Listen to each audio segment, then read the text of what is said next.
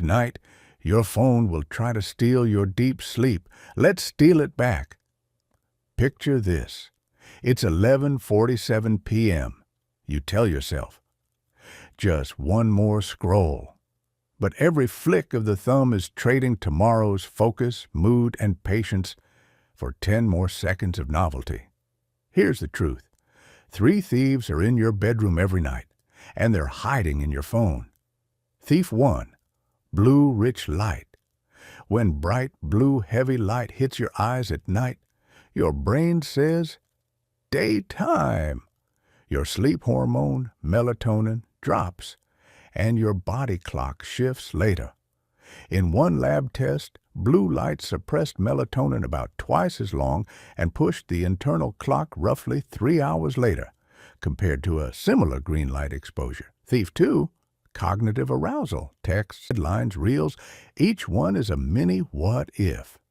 Your mind starts solving, comparing, predicting. Attention splinters, wind-down reverses, and sleepiness evaporates.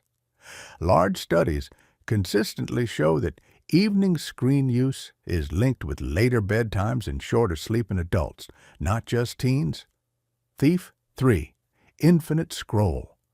We underestimate the clock at night.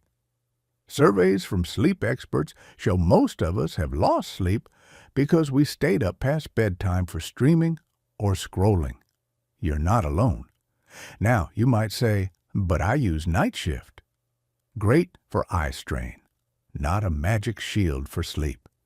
In controlled studies, night shift didn't meaningfully improve sleep. If you normally sleep well, simply not using the phone before bed still wins. So, what actually works? Welcome to the 60-minute sleep curfew. Simple, realistic, and evidence-aligned. Step 1. Declare a curfew. 60 minutes before lights out. Phones and tablets are off and out of reach. This matches public health guidance to turn off electronic devices at least 30 to 60 minutes before bedtime. Step 2. Park the phone outside the bedroom. Charge it in the hallway or kitchen. Use a cheap alarm clock if you need an alarm. Yes, this one change saves more sleep than a new pillow. Sleep clinicians recommend exactly this. Step 3. Replace. Don't just remove. Create a wind-down script your brain can recognize. Warm light, same playlist, same routine. Options: a paperback, light stretching, journaling, a worry dump, or a warm shower. Your nervous system learns. These cues mean downshift. Step 4. Tame the daytime triggers. Silence non-urgent notifications after 7 p.m. Use focus, do not disturb. Consider grayscale mode after dinner. It makes screens boring on purpose. Less dopamine bait equals fewer, just one more loops. Step 5. If you must use a screen in the last hour, dim it way down. Hold it farther from the eyes and wear amber/blue blocking lenses. But remember, the best fix is no screen in that last hour. Filters help a bit. Abstaining helps a lot. Does a curfew actually change sleep? In a 4-week trial, people who restricted phone use before bed fell asleep faster, slept longer, and felt better. Meta-analyses echo it.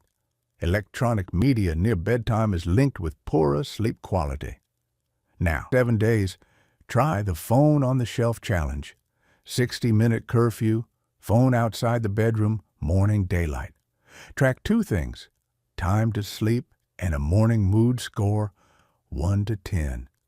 You'll feel the lift by midweek. You don't need a new you. You need a new last hour. Put your phone to bed so your brain can finally follow. If you're in, comment curfew, and I'll pin a checklist you can screenshot.